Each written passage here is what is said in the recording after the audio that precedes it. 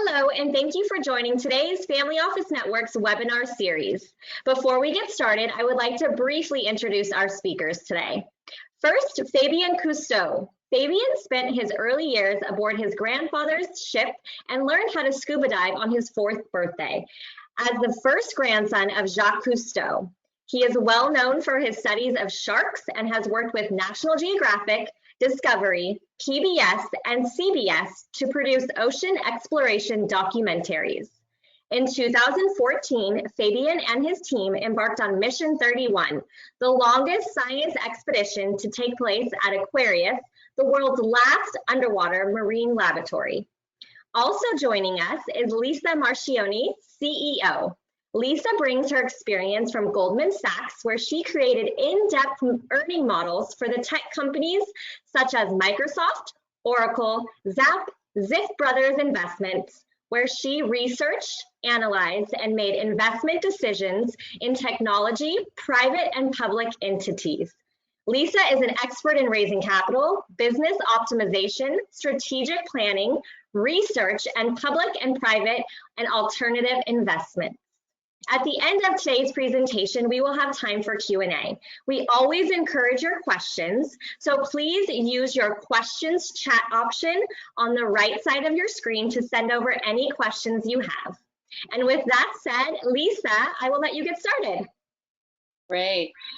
Thank you, Lindsay, and to the FON team. And thank you to all of you for being with us today, whatever time zone you're calling in from. We'll share today a 35-minute overview beginning with the vision, followed by the business case. And like Lindsay said, we'll take questions afterwards. In case you didn't get a chance to see the 2-minute video that Lindsay sent out before the webinar, I would encourage you to take a look after. As Lindsay said, I'm Lisa Marchioni, the CEO of Proteus Ocean Group, a Fabien Cousteau company. I am pleased to present Proteus, a research lab, observatory, and habitat beneath the ocean, and its fully formed formation capital. Proteus is the first international space station of the ocean, and we have a business model that will have scale, impact, and the potential to change the world. But before diving into the business model, it's important for you to meet our visionary leader and to digest the game-changing scope of Proteus. Jacques-Yves Cousteau brought the ocean to the world in the 20th century. In this century, his first grandson is bringing us to the ocean. Fabien Cousteau is one of the few people that has lived and worked at depth for 31 days consecutively, breaking his grandfather's record by 1 day. And he has spent an astounding 25,000 hours underwater. When he told me about his vision for Proteus, without hesitation, I understood this is a profitable, scalable business with the potential for global impact. Fabien is our visionary. He's about hope and possibility. He is the why we are here. Fabien? Merci, Lisa. Again, hello, everyone. Good morning, good afternoon, good evening, depending on where you are. This is an exciting time to be able to connect with people. As third-generation aquanaut and ocean explorer, as you've heard Lindsay say, I've been scuba diving since my 4th birthday, and I've been regularly on expeditions ever since the ripe old age of 7. You know, when my first dive, as a matter of fact, was when I was 4 years old, looking down in the pool, and there was a man who happened to be a friend of ours who was reading the newspaper while on scuba. And so, ever being curious, I dove in and we started buddy breathing. And that hooked me into what the ability and the possibilities are for ocean exploration when you can spend time at the bottom. The ocean really was my classroom growing up, and it has lots of secrets and innovations, and she still has a lot yet to reveal. You know, one of the biggest challenges has always been the limit of time underwater, and we're going to change that. I've been on thousands of dives, but it was not until I led my team on Mission 31, the longest mission ever to be at the only remaining undersea marine laboratory, that it was when I truly understood the impact of living and working in the ocean can have. I saw research breakthroughs and discoveries at an unprecedented pace when I was at depth 24/7.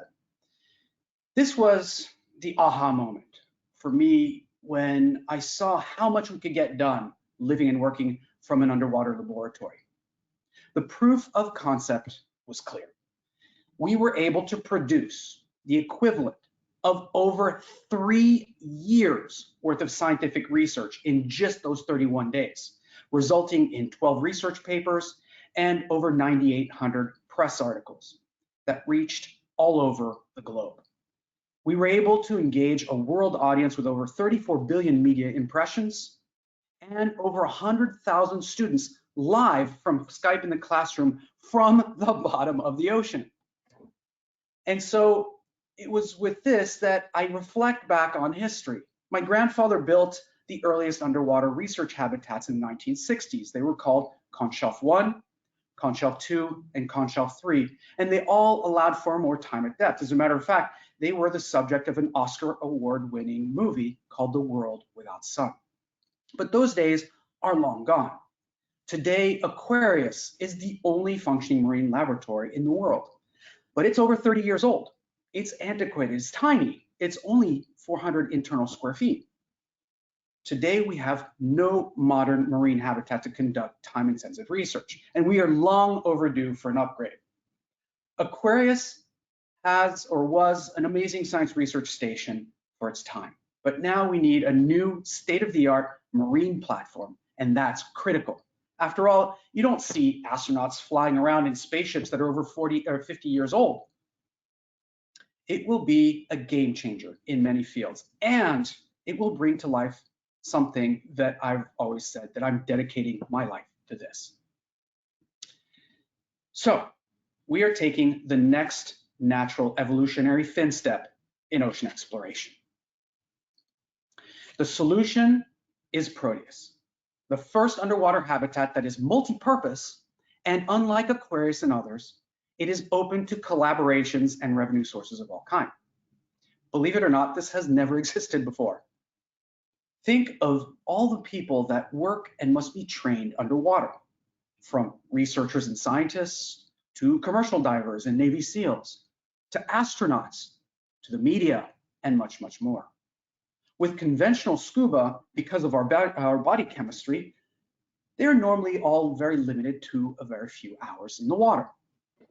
When living underwater in Proteus, their work hours will only be limited by their need to eat and sleep.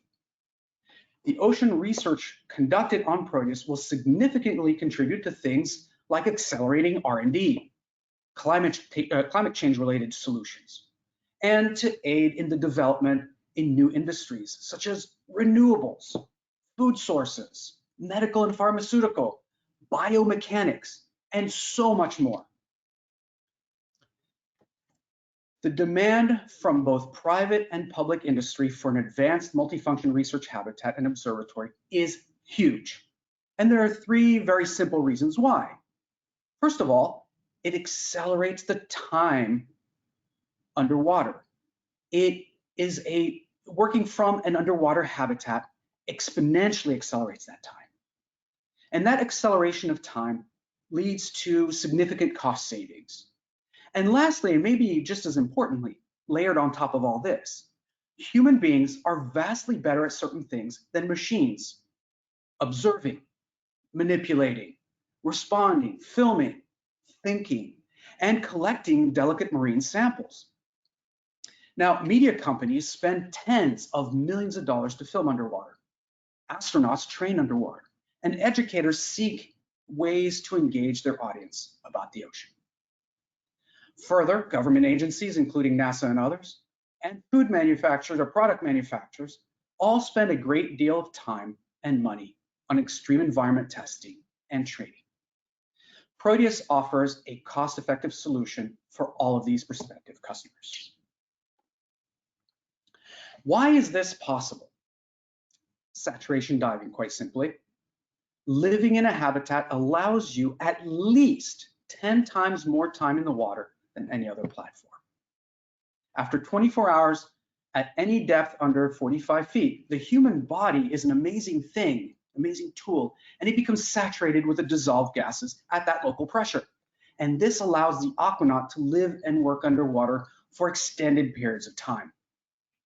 Even with land-based research labs, you still need to hire a vessel and dive down.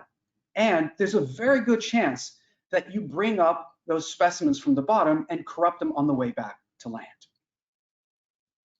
Now, one of my colleagues on Mission 31, a Proteus partner in Aquanaut, Dr. Mark Patterson at Northeastern University, concluded that it would take him over 6 months to accomplish what he could achieve in just a 10-day research mission on such a habitat.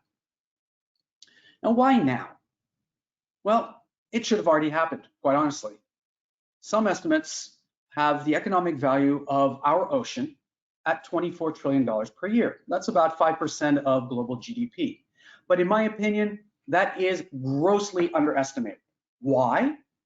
Because we use the ocean for everything and we depend on it for everything, such as food source, an energy source, for transportation, and for every other breath that we take. Some 60% of our planet's oxygen comes from the ocean, for example.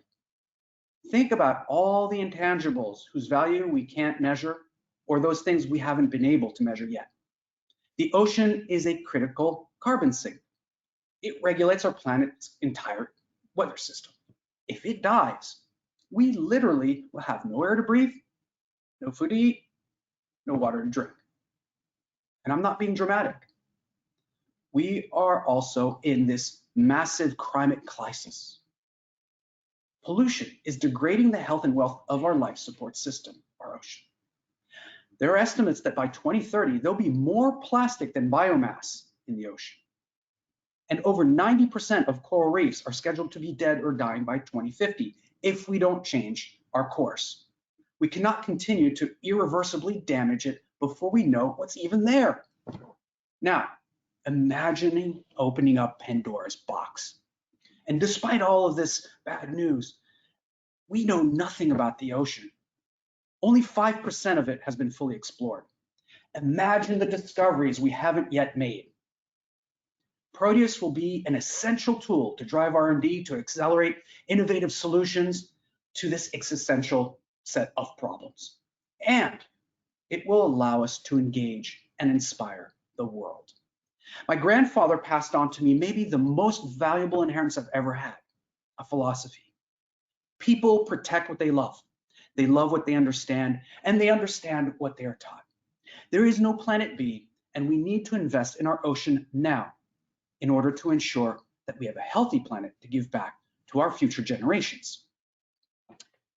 Proteus itself is an innovation that will further innovations.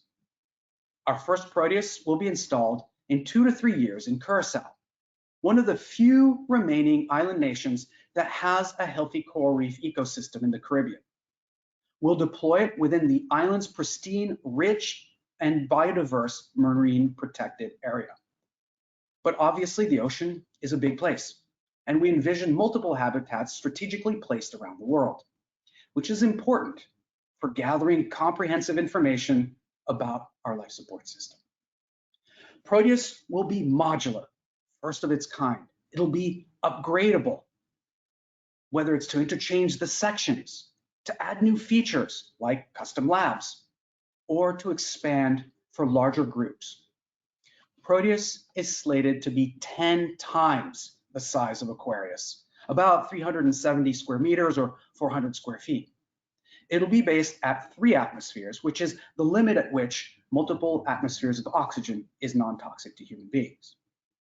The state-of-the-art wet and dry labs will be there for experiments. We'll have a moon pool that'll be capable of docking something as large as a submersible. And the accommodations, as I mentioned, will be for up to 12 people so that we can stay longer. We can have longer missions than ever previously possible. There'll be a hydroponics garden for us to help grow our own food, and an advanced kitchen with no open heat source, which is a very dangerous thing to have in oxygen atmospheres. And Proteus will have the first broadcast production studio underwater, enabling us to communicate with the outside world while creating another revenue stream. Proteus will be an exclusive destination for venture seekers just like me to visit the wonders of the ocean. Now, Anne Madden, an award-winning microbiologist and one of our advisors, said, the question is not why do we need Proteus, but what have we missed by not having Proteus? And I think she hit it right on the head.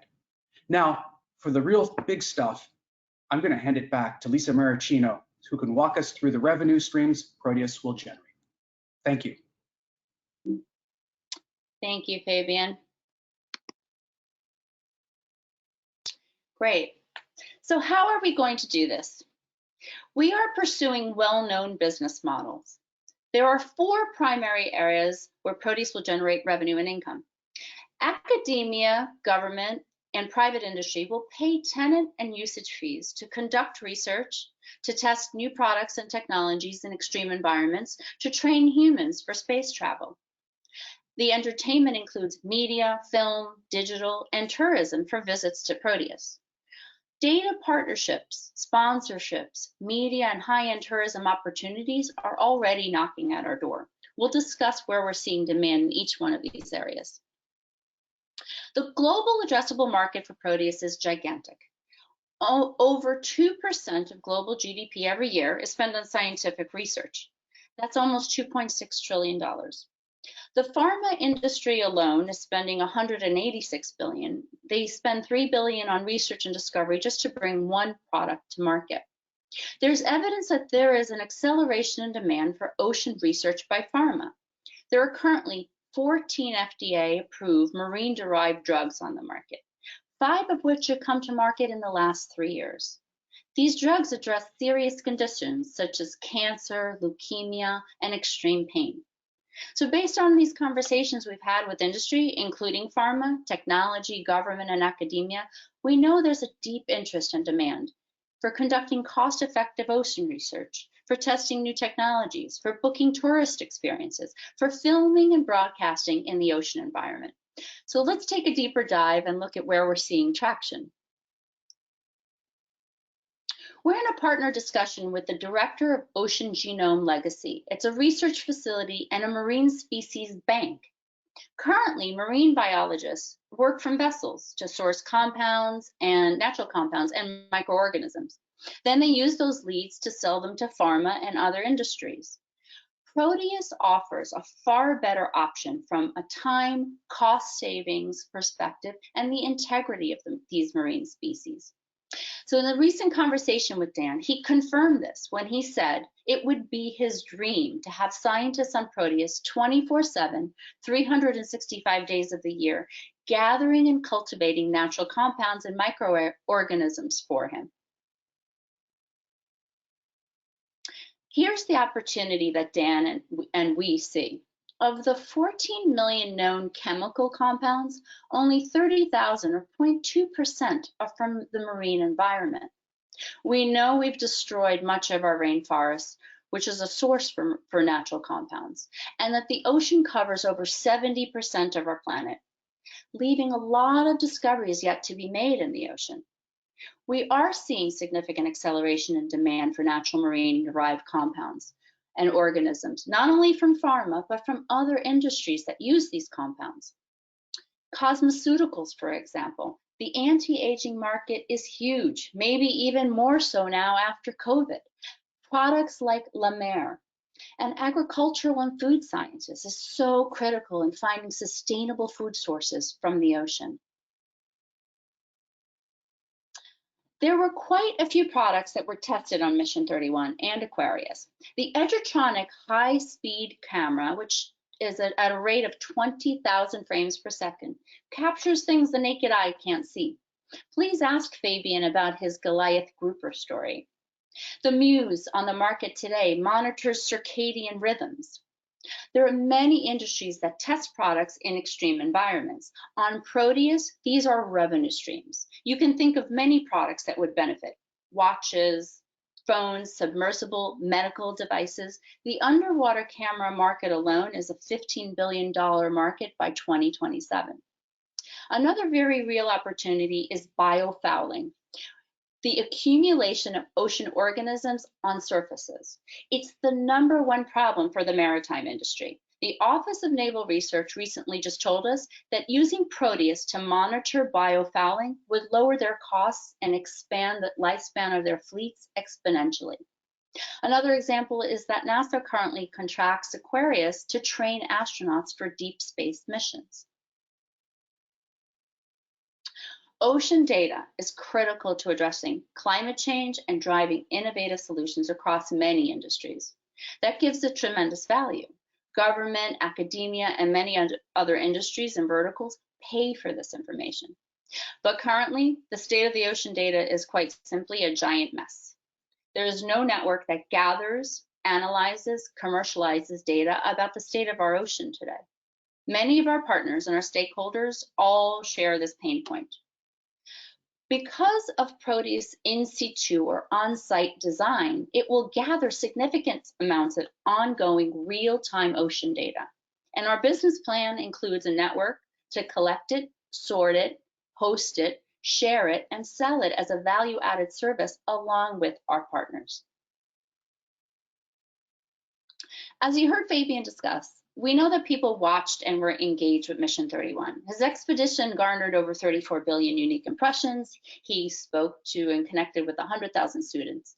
As you can see how happy he is in this photo. We are all aware of the powerful allure of media in and about our ocean. The James Cameron upcoming Avatar mega hit, the sequel, is set in the oceans of Pandora. The deep and the abyss in their heyday grossed 50 and 90 million respectively. The Blue Planet series 1 and 2, which cost tens of millions to make, is still one of the most successful ocean series as far as viewers.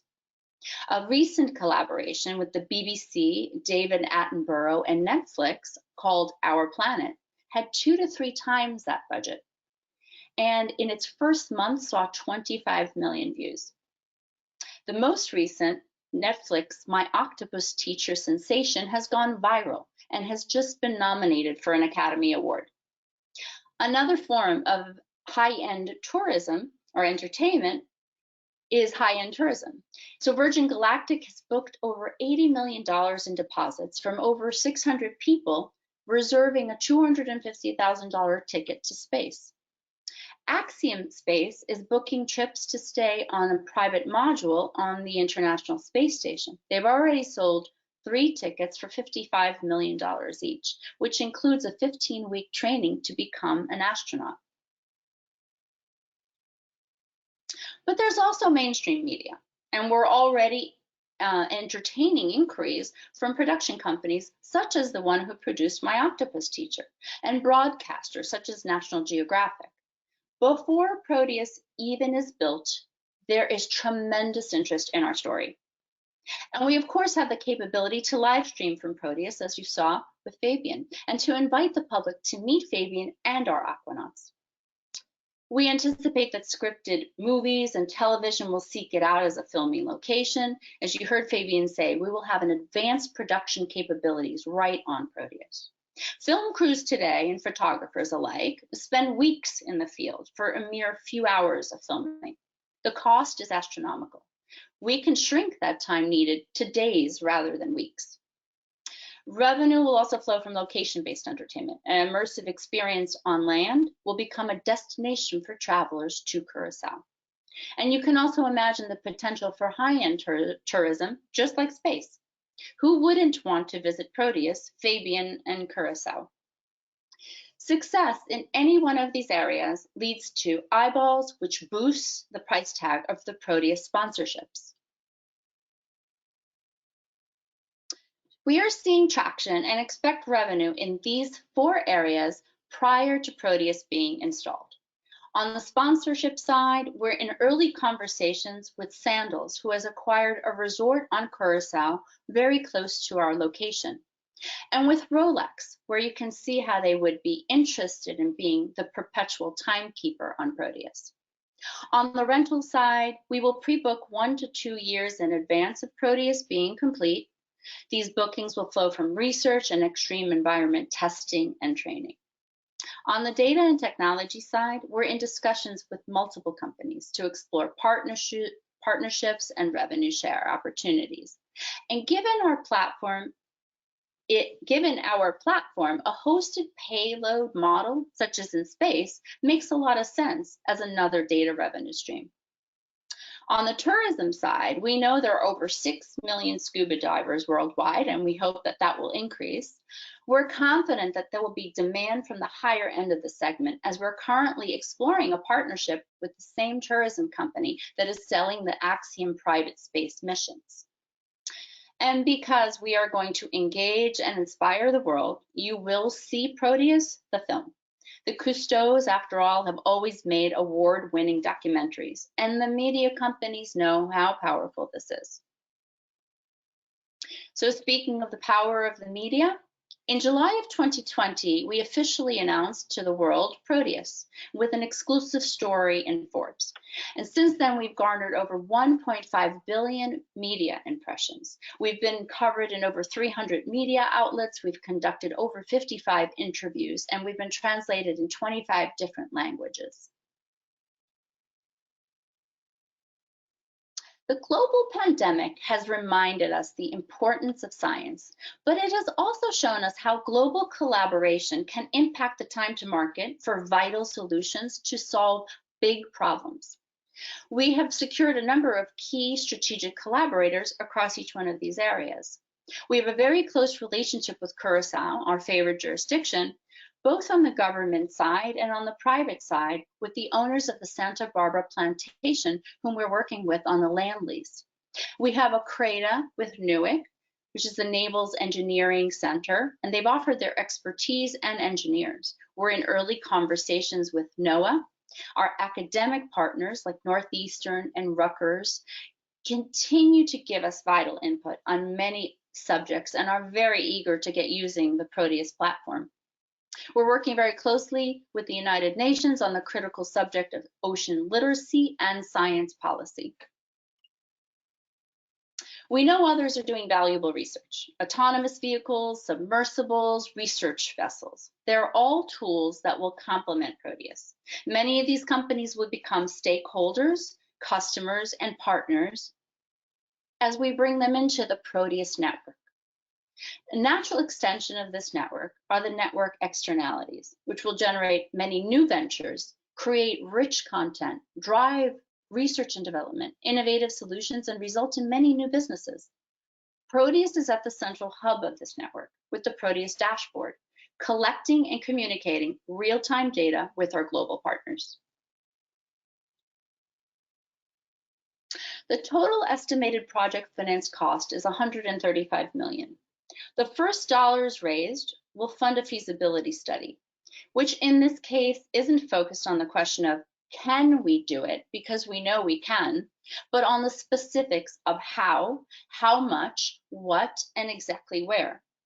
Our engineering team members have deep expertise with NASA, Airbus, and the European Space Agency, and we're in discussions with them for hours weekly.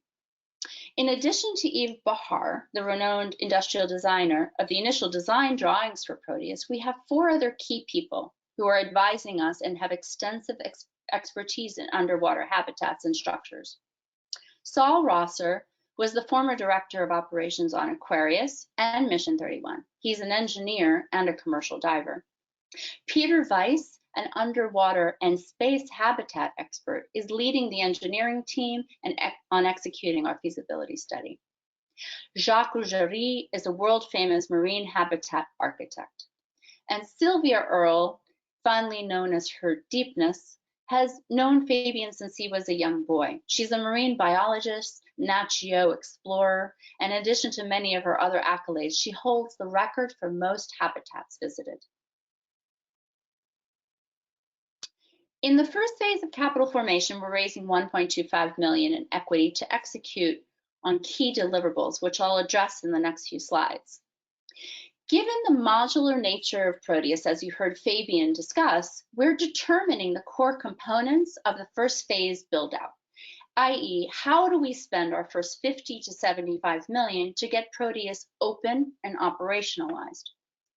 So the next 6 to 9 months will uncover many of the aspects of the next 2 phases with regard to how much capital is needed and what is the best vehicle to fund it. Proteus Ocean Group is a Delaware C Corp. Fabian Cousteau's Ocean Learning Center is the largest investor. We're raising an additional $1.25 million in addition to the $250,000 that we did raise to operationalize the company and create a board with Fabian. In exchange for the $1.25 million, you will get 20% equity at a conservative $5 million pre-money valuation.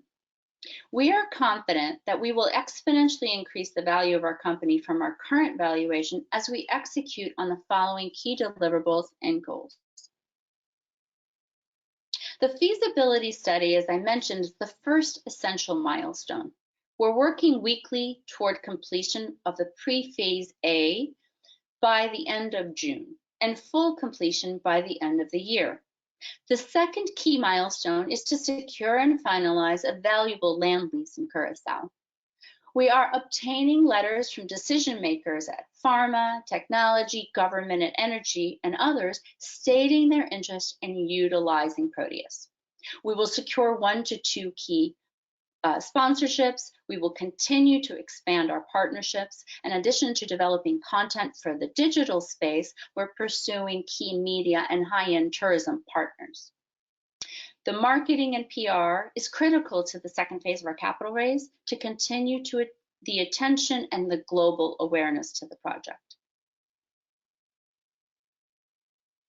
In addition to our fearless leader, you're investing in a seasoned team. As a combined group, we have the experience in finance, private and nonprofit sectors, marketing, legal, capital formation subjects, and of course, the ocean. I spent my first 13 years on Wall Street, both on the sales side and the buy side, mainly on technology. And I brought my leadership and finance expertise to the C-suite of companies delivering technology innovation and social impact. We're lucky to have Alex Ford as our COO. Her background, very similar to mine, is Wall Street turned social impact expert. In addition to her operations acumen, she has her JD bringing an in-house legal expert. We've aggregated an esteemed group of advisors, and our first board member and investor, Robin Van Bockhorst, was born in Curacao. He brings his real estate expertise to the team and has been essential in moving our Curacao partnerships forward. In closing, before I turn it back over to Fabian, if the ocean were a country, it would be the 7th largest economy. According to NOAA, the global ocean economy is expected to double in value over the next decade. And we believe we are at the cusp of an industrial revolution in the ocean. And just as we've seen the investment in space by investors create an almost $1 trillion private space industry, we believe that by investing in the blue economy and in Proteus today, you will see the same magnitude of value creation over the next coming years. With that, I'd like to say thank you, and I'll turn it over to Fabian for a closing comment before we take questions. Thank you, Lisa. Well, this has been an ongoing effort for several years, as you can see. We've an esteemed group of strategic collaborators. We've secured Curacao as a location for Proteus, which I'm very excited about. We've signed on initial academic partners and key partners, and we formed a strong leadership team that is ready and able to execute. Now, the ocean is essential for our well-being. No ocean, no life. No healthy ocean, no healthy future. But how can we make proper decisions? How can we leverage the assets and capabilities in the ocean in a sustainable way without gathering more understanding about our integral connection with our life support system? It is imperative to begin to accelerate research and to increase our knowledge. And we also need to inspire and engage the world while we do so. Proteus will do all of this, but we can't do this alone. It is critical to have partners like you to get this done. Thank you again for listening, and be happy to answer some questions.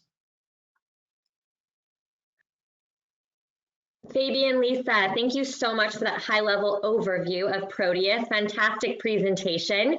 And again, as I mentioned at the beginning of the presentation, we do encourage your questions. We want to take this time, this opportunity to get those answered for you. So please, again, using your questions chat options, send over any questions you have. I'm just going to jump right into it so we can kind of keep it going here. First question from Paula. What inspired you to choose the name Proteus for the project? Yes, so I'm a big Greek history and mythology buff. So Proteus is the eldest son of Poseidon. He is the keeper of all knowledge and the shepherd of the sea.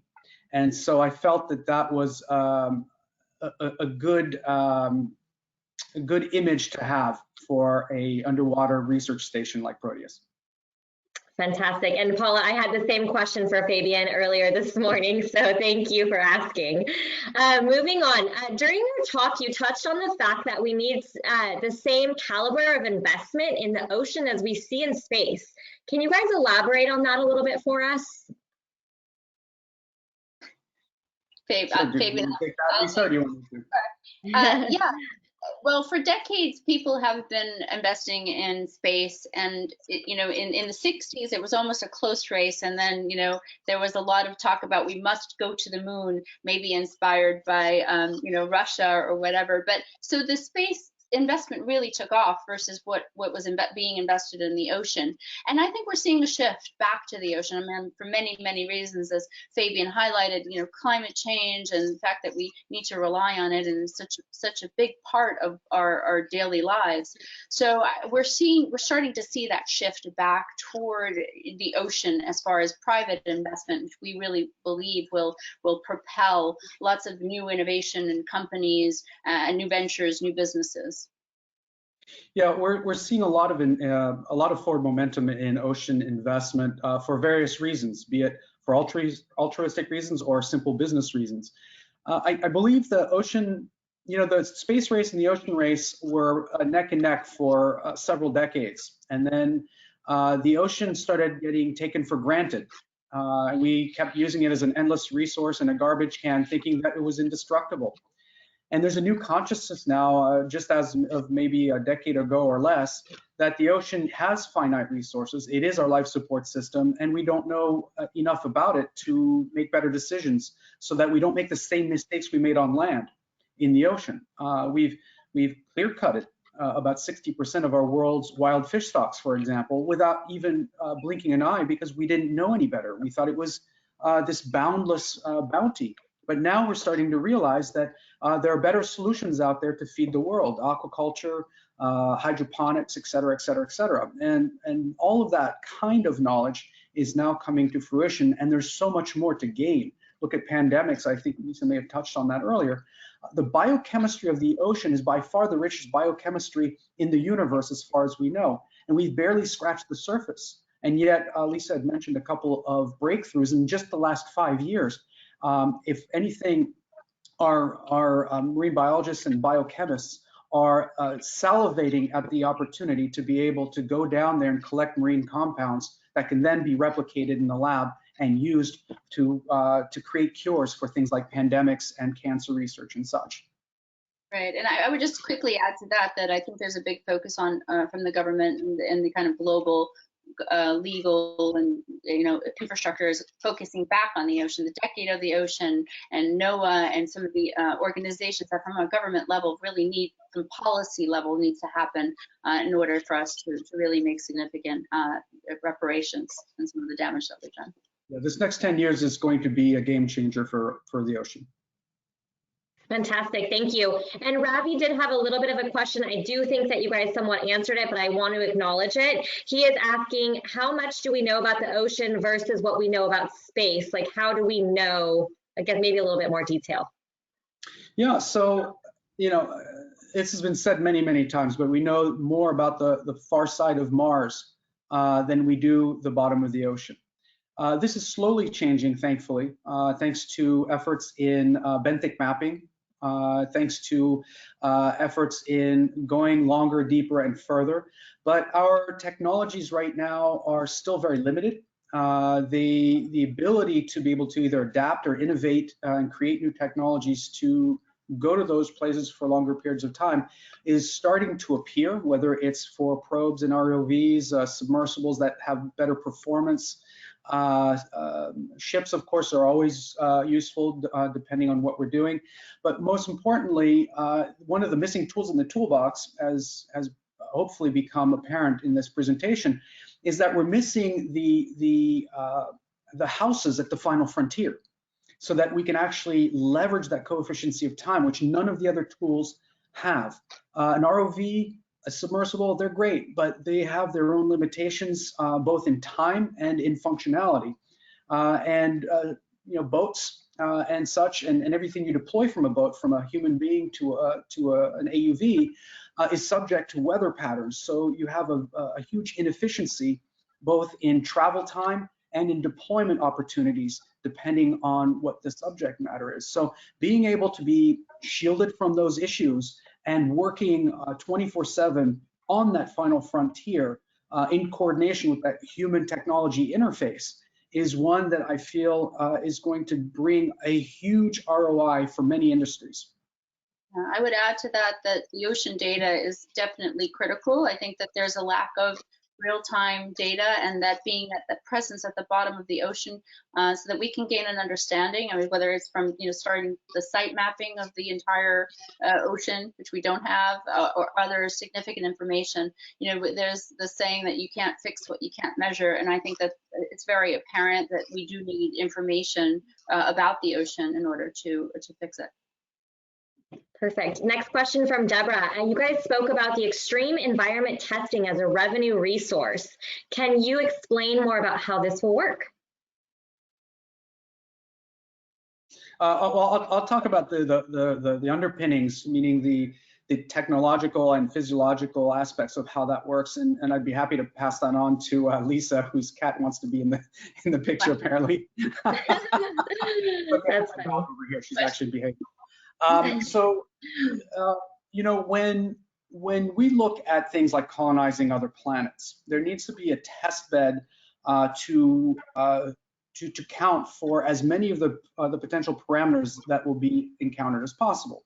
With regard to bioscience, that's the same thing. With regard to other kinds of testing, whether it's biomechanics, I was mentioning mechanics earlier, engineering, if you can build something that functions and that resists one of the most hostile environments on our planet, the ocean, then you have a product that can pretty much weather the test of time as far as your everyday consumer lifestyle. We tested, for example, with Mission 31, everything from the Edgertronic camera, which shot 20,000 frames a second, never made to be put in an ocean environment, with a new type of housing. And it showed us some things that we never even expected, including breakthroughs in biomechanics. Lisa mentioned the bark of a Goliath grouper, my Goliath grouper story. Well, we were shooting the Goliath grouper with the Edgertronic camera, and we realized that the cavitation bubble that forms in front of its boom, which all happens within less than a fraction of a second, is hotter than the surface of the sun. And that's what creates that pressure wave that stuns the animals. Well, you can use that same kind of information to create new technologies for everything from, of course, defense, which is an obvious one, to new sources of energy production. One of the things that we're looking at also is OTEC, ocean thermal energy conversion, in order to power Proteus, in order to be able to bring fresh water to Proteus, in order to bring cooling systems, passive cooling systems to Proteus. And all these things need to be had in an extreme environment. Additionally, one of the things that I don't think we mentioned this time is a very pragmatic one, which is biofouling. Biofouling is a huge bane on the existence of any industry, including transportation on the ocean, which can cut down your efficiency, your hull efficiency, from 10 to 30%. That translates into huge amounts of money. Look at the US Navy. They spend over $100 million every year creating their fleet just so that they can combat that. if we can do research that will definitively find solutions so that you can cut down on those costs, including micro textures of hulls, including new coatings that are both ecologically sensitive and also eliminate biofouling, right there, that's an industry that would be hugely welcoming of those kinds of breakthroughs. Yes, exactly. The government, in our talks with the Office of Naval Research, they actually confirmed that. It would save them hundreds of millions of dollars if they could figure out when the biofouling actually starts. But exactly to that point, there are many industries and products that could be tested, but even starting with the idea that an astronaut has to learn how to scuba dive first. And so that environment, that extreme environment, actually becomes place for them to train for space. So there are many, many industries that we would test technologies and products. Perfect. Switching gears a little bit to money. A couple of questions that came through. I'm going to kind of loop them all together at one so we can make sure we get all the questions answered. So first question, who's the ideal investor? Second question, how much money has been raised so far? And third question, how would this benefit the investor out of respect to a financial return? Okay. We'll start with that, Lisa. All my questions, great. I think the ideal investor at this point would be whether it's a high net worth, family office network, someone who is passionate about our ocean, our world, our planet, but also sees the benefit in this idea that Proteus itself is an innovation that's going to drive further innovation. So becoming kind of an investor at this stage is, in my opinion, really an interesting place to be, because we're at the nascent stage of really developing the next platform to drive that further innovation and see many new businesses thrive from Proteus. As far as what money we've raised so far, we've raised our pre-seed was $250,000 as our lead investor, as I mentioned, and our board member. And we are circling, we've have some commitments toward the 1.25 million so far. And as far as the financial return, our pre-money valuation is 5 million at this time, and we believe that just by executing on the key deliverables and the goals that we mentioned, the feasibility study, the very valuable land lease in Curacao with our partners, those alone would increase the value of the company in 12 to 18 months from here. Yeah, let me just add one comment to that. We're not basing ourselves on future technologies and future dreams and hopes. This is all based on pioneer efforts that have proven true and concrete from the 1960s all the way to today. So the innovative part is, of course, everything that we're including on top of that baseline. So it's not if the feasibility study is not if we're going to be able to do it, but much more about how we're going to be able to execute in a way that's environmentally conscious in a very sensitive ecological area called a marine protected area. And how do we maximize on our opportunities while we're in Curacao and then further on down the road in other strategic locations around the world. Perfect. Spencer and Paula, if that hopefully answered your questions. Moving on, technology talk. You mentioned that Proteus is based on existing technologies, or are you going to require new technologies? And, if you can differentiate the two for us, that would be helpful. Lisa, I think I'll take this one, Yes. Unless you want to add something. Essentially, we are based on previous exploits from pioneers, but we are moving light years ahead in terms of technology and engineering to include modular systems underwater, which up until now haven't really been explored, at least not on a habitat level.